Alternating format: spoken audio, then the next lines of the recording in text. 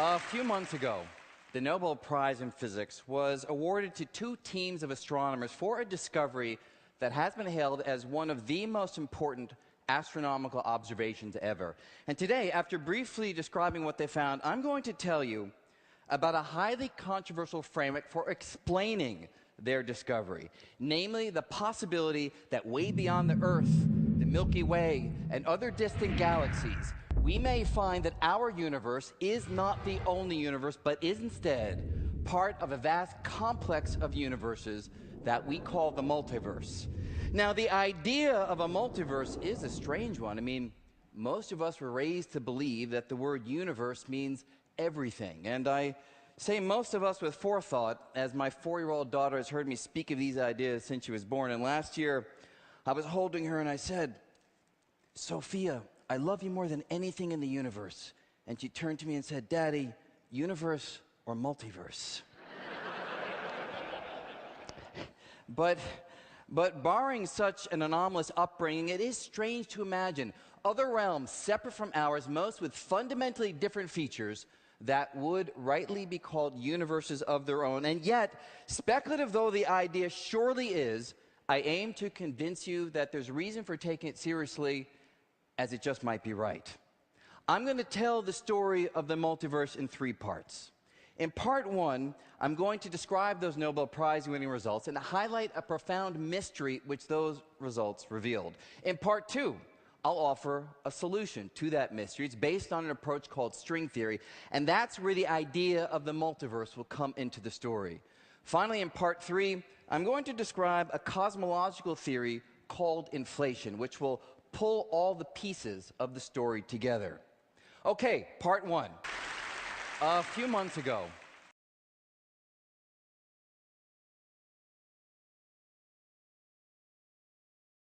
actually, it took about 6 weeks to leave, but the credit card would have been worth a lot of thousands of dollars. And, well, I would have never met you, you see what I mean?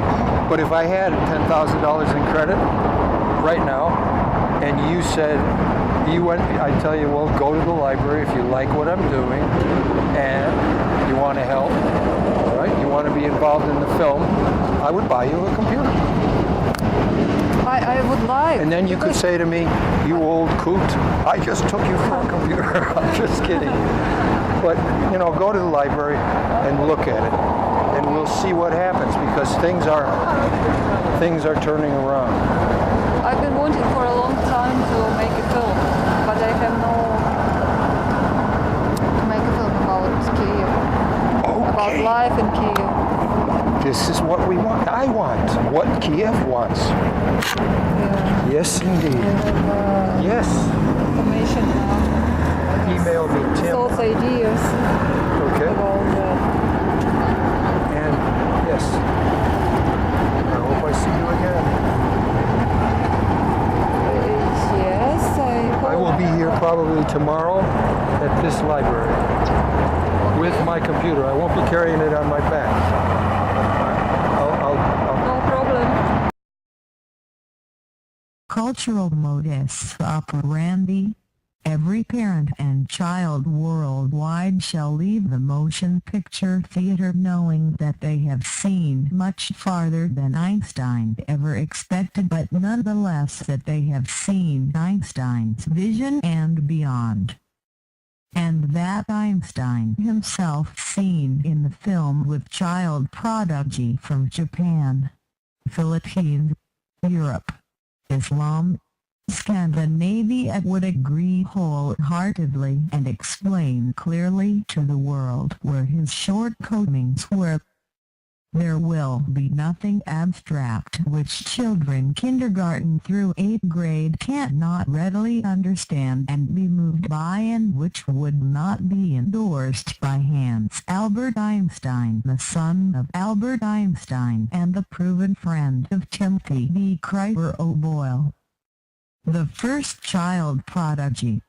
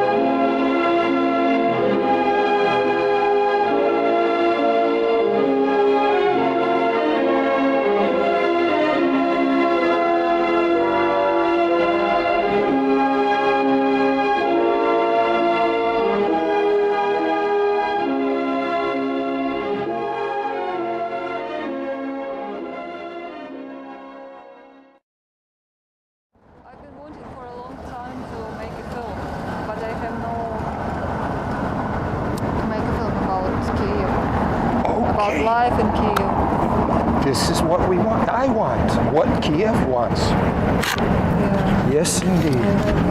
Yes. Information now. Email me, Tim. Thoughts, ideas Okay. about that. And yes, I hope I see you again. Yes, I hope. I will be here probably tomorrow at this library.